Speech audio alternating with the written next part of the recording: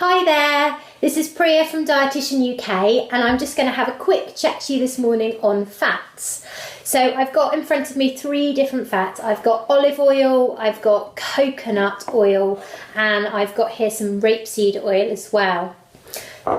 So obviously you can see there's a difference instantly between these. So the coconut oil, which is one of the really up and coming popular choices at the minute, is a solid.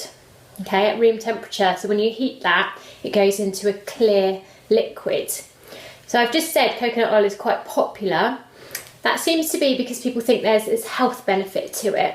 But when we look at the nutrition of it, it's 92% saturated fat. Now that is huge. So our olive oil here is about 13%. And when you compare it to something like butter, that's about 46% saturated fat. Okay, so a huge difference. I'm saying that the coconut oil has got double, pretty much, the amount of saturated fat as butter does. Okay, so really, really big there. Some people say, oh, that's okay because actually it's a medium chain fatty acid that's the principal fat in coconut oil and that's meant to be quite good for you. But when we look at what happens with coconut oil, we know that it raises the good cholesterol, so the HDL, but it also raises the not so good cholesterol, so the LDL and your total cholesterol levels. So by eating lots of this, your total cholesterol is going to go up and that is going to put you at risk of heart health issues. Okay, so you are increasing your risk of heart disease.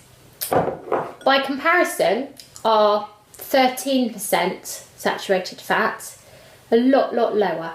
And we know this contains more monounsaturates, as does the rapeseed oil, so therefore a lot better in terms of heart health for you.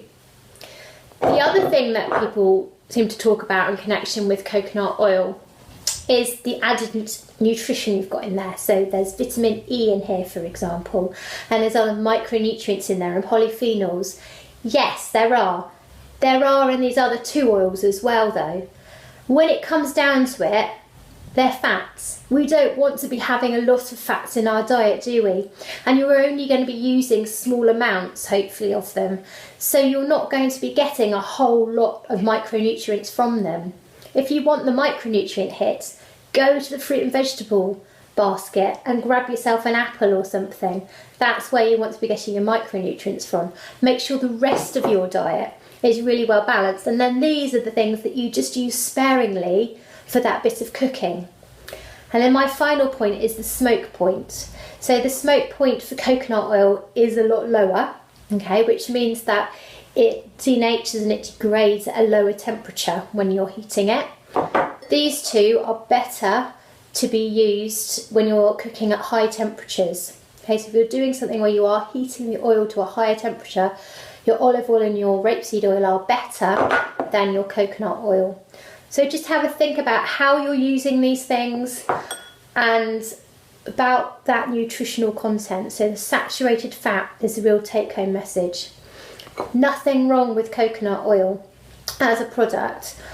It's really nice used perhaps for a stir fry or just used for a little bit of cooking here and there, but you don't want to be using huge amounts of it, and I would suggest that you don't want to use it every day and all the time. I hope that's been helpful. Any questions, do please send me a tweet or email me and I'd be happy to answer them for you. Okay then, thanks very much. Bye.